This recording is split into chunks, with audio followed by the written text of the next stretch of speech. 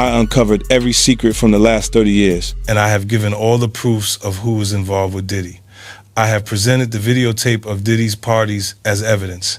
Now no one can save Diddy and the other celebs. Jay-Z, all of them were Diddy's handlers.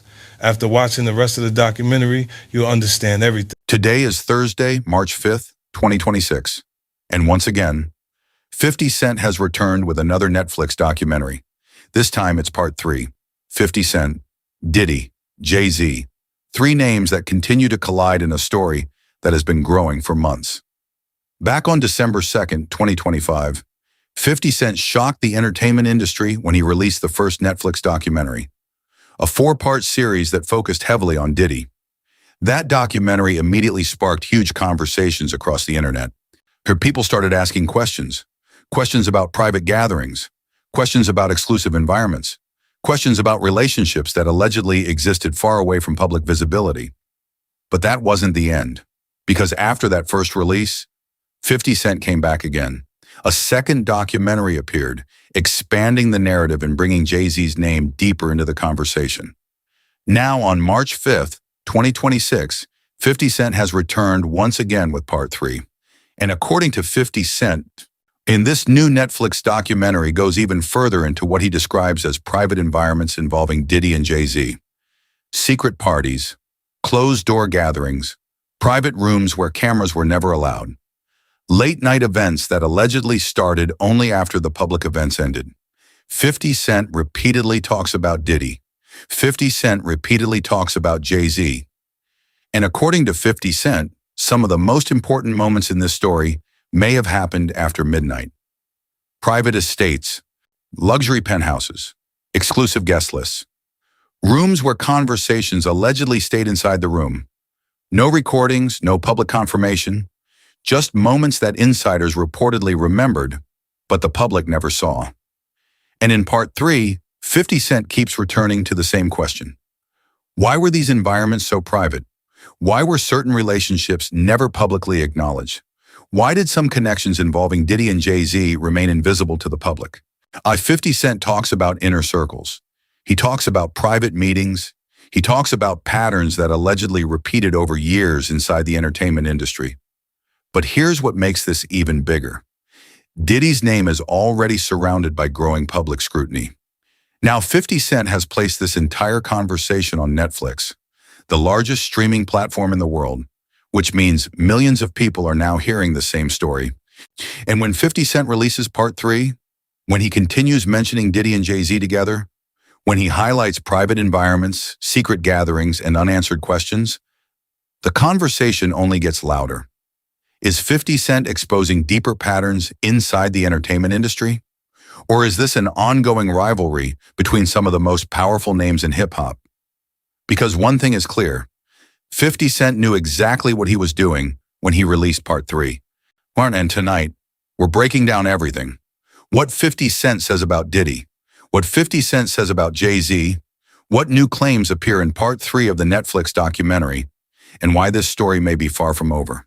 I am the fucking hardest hustler in the world. This is Savage Part 2. Don't tell me about shit. It's 2022 and I'm still a savage. Whatever I want, I get. Whatever I want, I fucking get. In part 3 of the Netflix documentary, 50 Cent once again turns his attention to something that he believes sits at the center of the entire story. Not the headlines, not the public appearances, but the private environments that allegedly existed far away from public visibility. According to 50 Cent's narrative, some of the most important moments involving Diddy and Jay-Z didn't happen in front of cameras or on red carpets. They allegedly happened behind closed doors. In this chapter of the documentary, 50 Cent repeatedly brings up the idea of secret meetings, gatherings that were reportedly held away from public view, meetings that didn't appear on official schedules, meetings that were never announced to the media, meetings that, according to the documentary, only a small number of people even knew about. These weren't open industry events. Instead, 50 Cent describes private rooms with carefully controlled timing. exposure Rooms where determines entry was visibility. limited. Success Rooms begins where to feel invitations were engineered rather selective. than earned. Rooms where If only control of certain the market individuals defines were the allowed outcome, inside. where does competition According to the end and documentary, obstruction quietly these gatherings dictate often performance followed a becomes very study specific in how structure. legitimacy is negotiated Security behind at the closed doors, doors. guest Eminem's lists that were reported tightly insistence controlled, on inclusion and access contrasted granted with only to hesitation people who from were already part of a decision-makers, trusted circle. revealing Inside those rooms, according to the narrative presented in the documentary, conversations allegedly happened that never left the room. No recordings, no official notes, no public interviews later explaining what was discussed, just conversations remembered by the people who were present. And this is where the documentary begins raising questions. Because in an industry where visibility is everything, where events are photographed, recorded, and shared online, the absence of documentation becomes noticeable. 50 Cent also describes closed-door parties connected to these environments. So private gatherings where entry was restricted and the guest list remained hidden. These weren't public celebrations. They were described as events designed to remain private. According to 50 Cent's framing, what stands out the most is not just the secrecy, but the repetition, the same types of gatherings, the same private environments, and reportedly, the same familiar faces appearing again and again. Diddy's name appears repeatedly throughout this chapter. Jay-Z's name appears as well. And according to 50 Cent, both names reportedly surfaced consistently when these private environments were discussed. Now, the documentary does not present courtroom evidence in this section. Instead, 50 Cent focuses on patterns of secrecy, patterns of private gatherings, patterns of environments that allegedly left no public record. Because according to the narrative in Part 3, many of these events were intentionally undocumented. No photos released afterward, no official confirmations, no public discussion about what actually happened inside. And when secrecy repeats often enough, it naturally begins raising questions. 50 Cent repeatedly returns to one central idea. If these meetings were harmless, if these gatherings were ordinary, if everything happening inside those rooms was completely normal, then why were they kept so private? That claimed, which we know wasn't true. Yeah, check this out. We don't talk about things that are nonsense. We don't even entertain nonsense, my brother. So we're not even going to go there, with all due respect, but I appreciate you as a journalist asking. Thank you. Because listen, 7 years ago, I'd have been like, yo, did you hire somebody to kill Pac? But no, you do it like a journalist. Yeah, no, I mean, we wouldn't even get into nonsense like that. You know what I'm saying? It's nonsense. Which we never believed, by the way. Yeah. In Part 3 of the Netflix documentary, 50 Cent begins exploring another pattern that he believes connects many of the stories surrounding Diddy and Jay-Z. Not just secrecy, but timing. According to 50 Cent's framing, many of the interactions involving Diddy and Jay-Z allegedly happened late at night, long after the public events had already ended.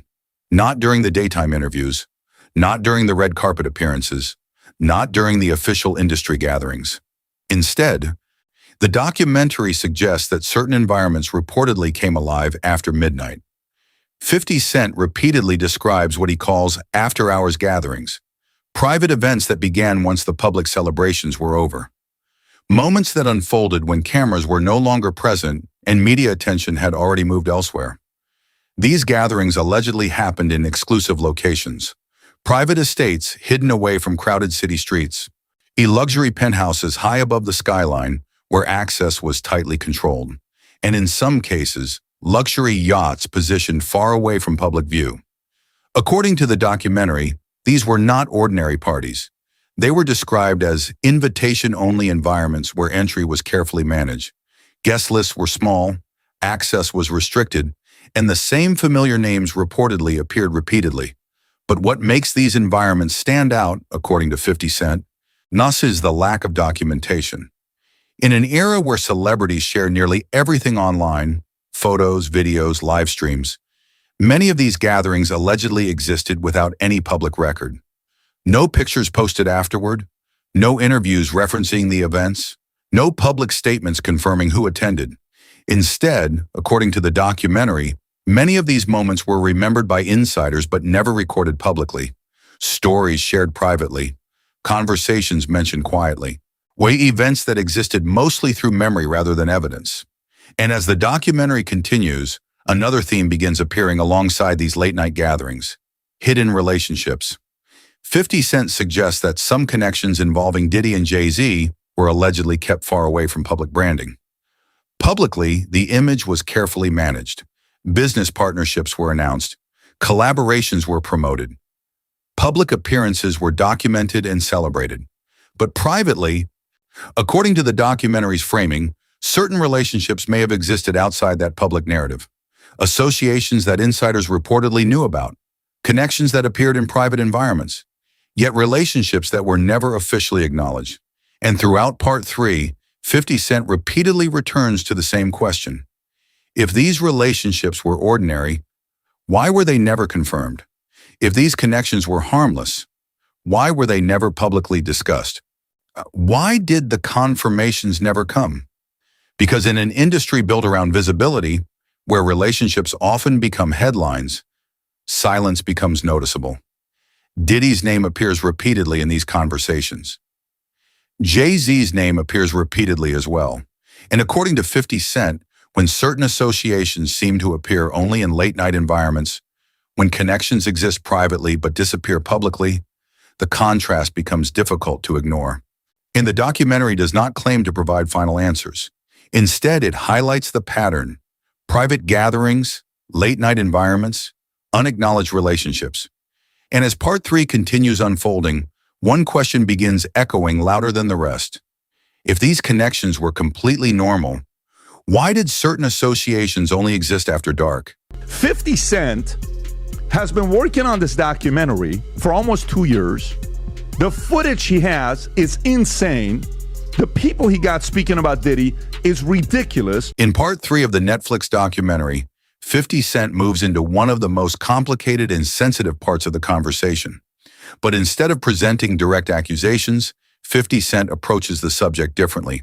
He revisits conversations, stories that, according to the documentary's framing, had been circulating quietly within industry circles long before the public ever heard about them.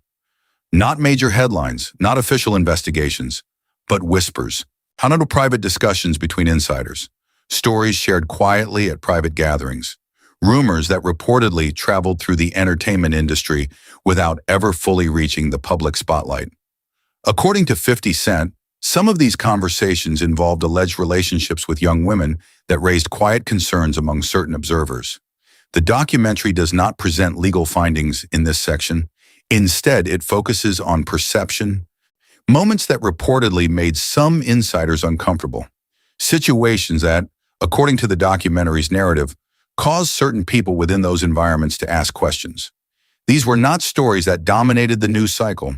Instead, they were described as conversations that stayed within private circles, stories that insiders allegedly discussed among themselves, but rarely addressed publicly. And according to 50 Cent, the topic did not stop there. In another conversation that reportedly circulated within industry circles involved alleged private relationships with men. Once again, the documentary does not claim legal proof. Instead, it focuses on the contrast between public image and private identity. Publicly, figures like Diddy and Jay-Z have built powerful global brands, successful entrepreneurs, music industry icons, influential cultural figures. But according to 50 Cent's framing, some insiders suggested that aspects of identity may have been handled very differently behind closed doors. Relationships that allegedly existed privately, associations that were never openly acknowledged, stories that circulated quietly but were never officially confirmed. This leads directly into the central theme of this chapter: identity management. According to the documentary, maintaining a powerful public persona in the entertainment industry often requires extremely careful control over what the public sees and what the public never hears. 50 Cent suggests that significant effort may have been placed on maintaining that separation. Selective interviews, carefully managed public appearances, topics that were avoided or redirected, narratives that were tightly controlled. When certain questions appeared, they were reportedly dismissed. When rumors surfaced, they often faded quickly. And according to 50 Cent, this pattern of silence created an environment where certain stories simply never moved beyond private discussion. But what makes this chapter even more interesting is that 50 Cent claims these themes were not new. In fact, he suggests that some of these ideas were already hinted at in earlier documentaries. Back when the first series was released in December 2025, similar questions appeared briefly. Private environments and hidden relationships, narratives carefully managed behind the scenes. But in part 3, those same themes return with much more focus. 50 Cent repeatedly mentions Diddy, he repeatedly mentions Jay-Z, and he suggests that the effort to maintain a carefully constructed public identity may have required a great deal of control behind the scenes. Because in an industry where image is everything, identity becomes part of the brand. What the public sees matters. What the public believes matters. And sometimes controlling that narrative becomes just as important as the reality behind it. 50 Cent does not claim to provide definitive answers in this chapter. Instead, he leaves viewers with a question that sits at the center of the entire discussion. If there was nothing to hide, why invest so much effort in controlling identity?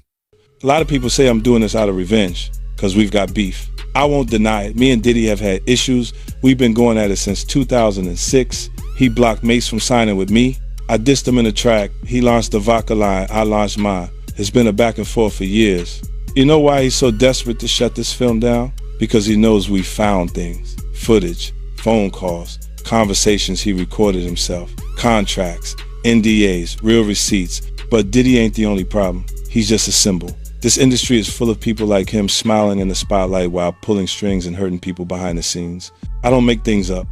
In part 3 of the Netflix documentary, 50 Cent begins widening the lens even further.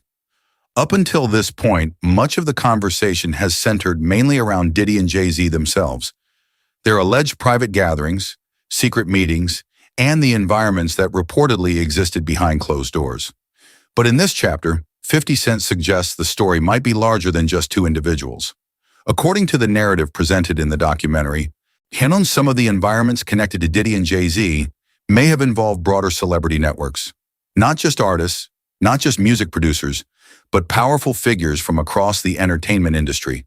Actors, executives, business partners, influential public figures. Part 3 explores the possibility that some of these individuals may have shared the same private environments that allegedly operated far away from public visibility. According to 50 Cent, some of these relationships appeared very different publicly versus privately. In public interviews, certain celebrities appeared distant. Some figures rarely appeared together in photographs. Others seemed to operate in entirely separate professional circles. But according to the documentary's framing, private familiarity may have looked very different. 50 Cent suggests that powerful names reportedly moved together quietly in certain exclusive environments. Private parties, closed-door gatherings, late-night events with limited guest lists. These were not public celebrity events designed for cameras. Instead, they were described as spaces where influential figures interacted away from public attention. And according to the documentary, the same names allegedly appeared repeatedly in these private settings. Diddy's name appears again. Jay-Z's name appears again. And alongside them, in other influential figures who reportedly moved within the same social circles. But the documentary goes further. 50 Cent also revisits misconduct rumors that, according to him, circulated quietly within entertainment circles for years. Stories that insiders allegedly discussed. Rumors shared privately among people familiar with these environments. But stories that never fully exploded into major public scandals. They did not dominate headlines. They did not trigger widespread investigations. Instead, according to the documentary's narrative, they remained mostly confined to private conversations. Stories shared behind closed doors. Stories told quietly at private gatherings. Stories that never reached the level of public confirmation. And this is where another theme begins to emerge. Industry silence. 50 Cent questions why some of these rumors seem to fade rather than grow. Why certain conversations disappeared before they could become major news stories. Why some allegations reportedly circulated within insider circles without ever reaching the broader public. According to 50 Cent's framing, silence within powerful industries can sometimes play a major role in shaping which stories survive and which ones quietly disappear. Reputation matters. Relationships matter. Access matters. When influential people share networks, what's challenging those networks publicly can become complicated. And according to the documentary, this may have created an environment where certain stories were never allowed to move beyond private discussion. 50 Cent does not claim to provide legal proof in this chapter. Instead, he focuses on questions. Questions about awareness, questions about influence, questions about silence. Because if powerful figures were present in the same private environments, if rumors were circulating quietly among insiders, if stories were told but never confirmed, then the conversation eventually shifts away from what happened and towards something else entirely. It becomes a question of knowledge. Who was present? Who heard the stories? Who understood what was happening inside those rooms? And most importantly, who knew and chose to stay quiet? Has been warning us about Jay-Z. Jay-Z has now had an official lawsuit. It's everywhere. It's now being talked about louder than ever. I guess, does that give you some peace to know that people are finally really questioning this man? It's emboldening me. I spoke on Piers Morgan. I said that I had 3 victims that I've been working with, victims of the Carters, that were ready to come forward.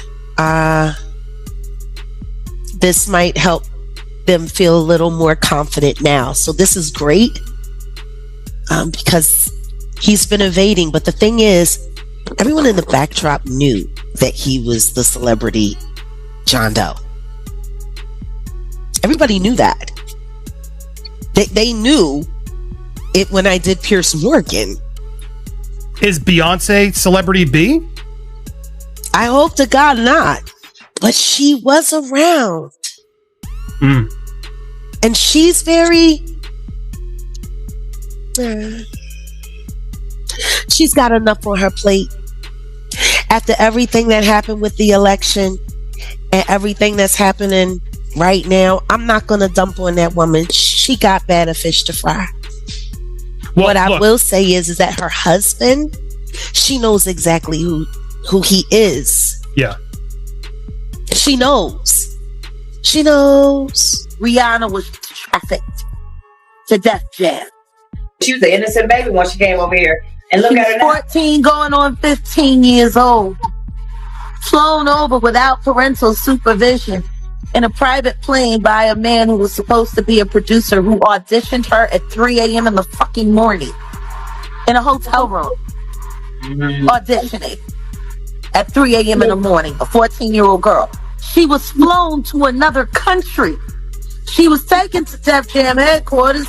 She was left in a conference room alone with Sean Carter for nearly 6 hours alone with no parental supervision. Her father collected a $500,000 check. She has the fastest Diddy isn't going down deal quietly. in debt. In part 3 of the Netflix documentary, 50 Cent begins focusing on a pattern that, according to him, appears again and again throughout the story.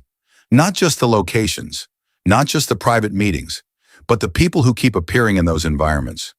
According to 50 Cent's framing, whenever conversations about private gatherings involving Diddy and Jay-Z surface, certain names reportedly appear repeatedly. The same individuals, the same circles, the same private spaces. And that repetition becomes the foundation of this chapter.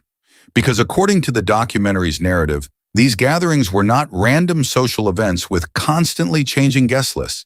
Instead, they were described as tight inner circles, small groups of individuals who allegedly moved together within the same exclusive environments. Private parties, closed-door meetings, late-night gatherings.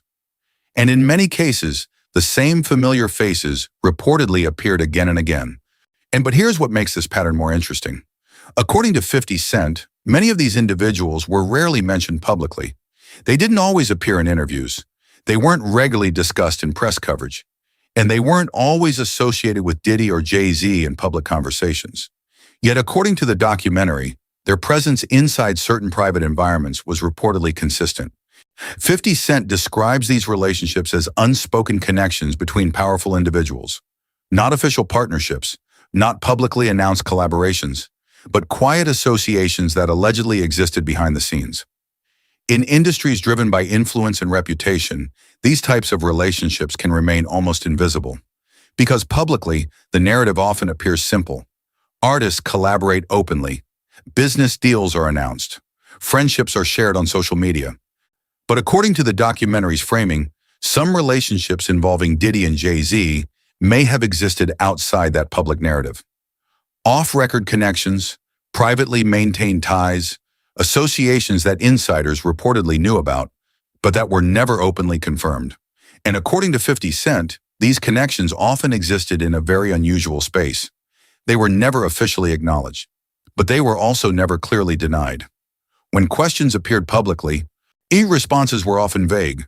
When certain names were mentioned, answers sometimes avoided the subject entirely, and over time the conversation would fade.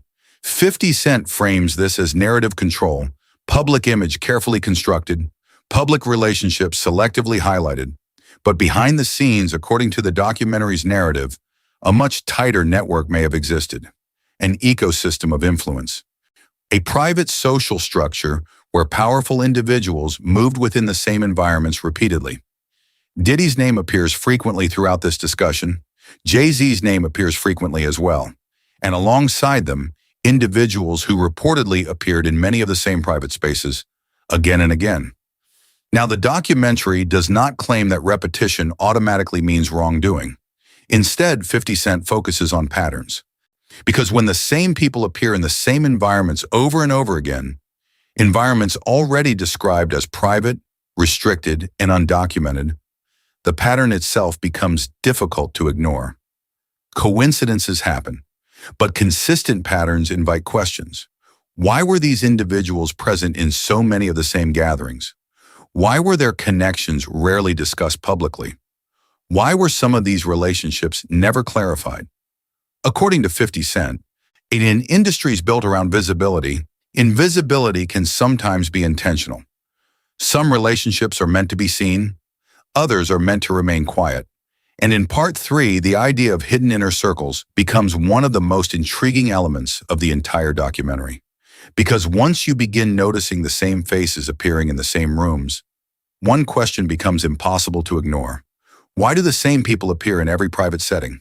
How did you get that footage of Diddy? I figured most journalists would not disclose their sources. If Sean Combs watches this, what do you think he's going to feel? Like, wow, this is amazing. I think he's going to say this is the best documentary I've seen in a long time. My favorite villain? I kind of like Diddy. In part 3 of the Netflix documentary, 50 Cent brings the story back to where it began and asks why so many questions from earlier chapters still remain unanswered. Because according to 50 Cent's framing, this entire narrative did not begin with part 3. It started months earlier. Back on December 2nd, 2025, when 50 Cent released the first Netflix documentary, a 4-part series that immediately pulled Diddy into the spotlight and sparked widespread conversation across the entertainment industry. That first release introduced several ideas: private environments, exclusive gatherings, inner circles that allegedly operated far from public visibility. Then, after that first documentary, 50 Cent returned again with another release that expanded the story and began bringing Jay-Z's name deeper into the narrative. Now with part 3, 50 Cent does something interesting. He doesn't present the documentary as a final reveal. Instead, he frames it as another chapter in an ongoing story. Because according to 50 Cent, the biggest questions raised in the earlier documentaries were never fully answered. Part 1 raised questions, Part 2 expanded them. And now Part 3 revisits what remains unresolved. One of the main ideas discussed in this chapter is the possibility of hidden alliances inside the entertainment industry. Not official partnerships that appear in public announcements, not collaborations that are promoted through press conferences, but quieter relationships that allegedly exist behind the scenes. According to the documentary's narrative, powerful figures in the industry often operate within overlapping networks. Networks built through business, networks built through influence, networks built through shared environments. And within these networks, alliances can sometimes remain invisible to the public. Because publicly, certain figures may appear separate. Different brands, different companies, different business empires. But privately, according to 50 Cent's framing, those same figures may still operate inside shared circles of influence. Private events, exclusive gatherings. In inner circles where powerful individuals interact away from the spotlight. Throughout this chapter, Diddy's name continues appearing, and Jay-Z's name appears alongside it. According to 50 Cent, The overlap between powerful networks is one of the reasons some accusations and rumors have never completely disappeared. They may fade from headlines, they may disappear from the trending topics online, but they never fully vanish. Instead, they remain unfinished conversations. These stories that insiders allegedly continue discussing, questions that were raised months earlier, but were never clearly answered. And according to 50 Cent, many of those unanswered questions date all the way back to the first documentary released in December 2025. Questions about private environments, questions about hidden networks, questions about the relationships that allegedly connected some of the most powerful names in hip-hop. But over time, and those questions slowly faded from the public spotlight until now, because with Part 3, 50 Cent brings those same conversations back into focus. He revisits the same themes, the same environments, the same names, and he suggests that ignoring questions does not make them disappear. It only postpones the moment when they return. 50 Cent does not claim to deliver final answers in this chapter.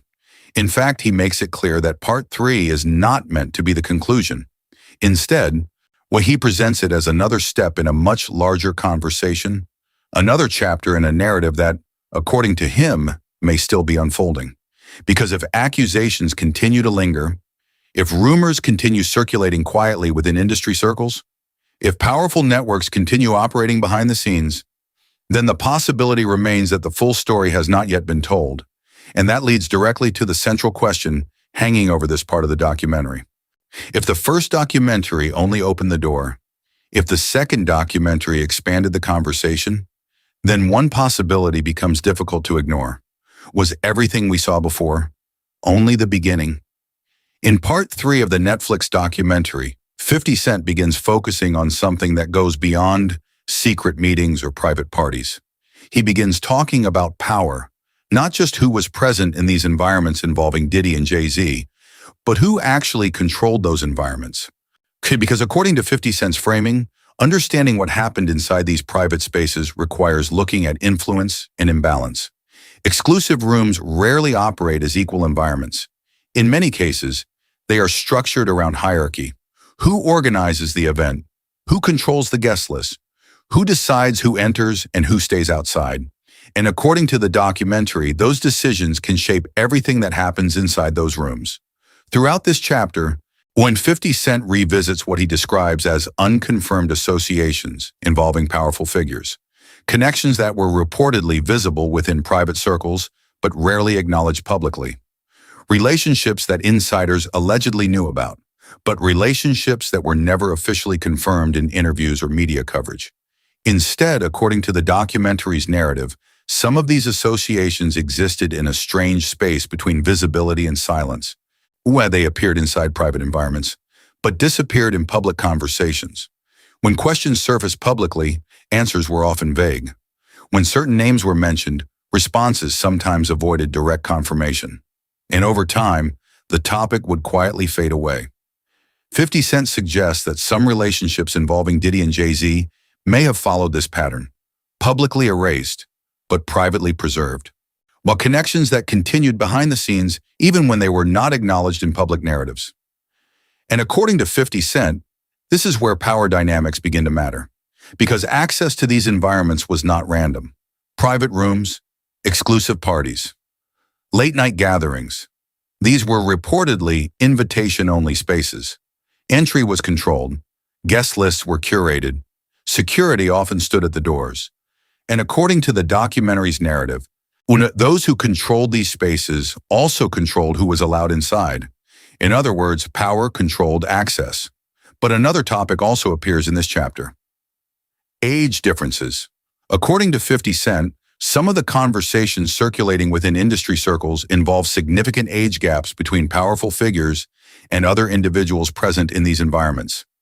The documentary does not claim legal wrongdoing in this section. Instead, it raises questions about imbalance. Because when younger individuals enter rooms dominated by extremely powerful figures, people with wealth, influence, and industry authority, the dynamics of those environments can change. Influence becomes uneven, control becomes concentrated, and the individuals who organize the space often hold the most power. According to 50 Cent, this combination of status, influence, and access can create environments where hierarchy becomes very clear, even when it is never openly discussed. Some people walk into the room with enormous influence. Others walk in with very little. And when that imbalance exists inside private spaces that operate away from public visibility, the questions surrounding those environments become even more complicated. Diddy's name continues appearing throughout this discussion. Jay-Z's name appears again as well. And according to 50 Cent, understanding the relationships within these environments requires understanding who controlled the room. Because the structure of power can shape everything. Who speaks, who listens, who decides what happens next, and who walks away without consequences. 50 Cent does not claim to provide final answers here. Instead, he focuses on the imbalance itself.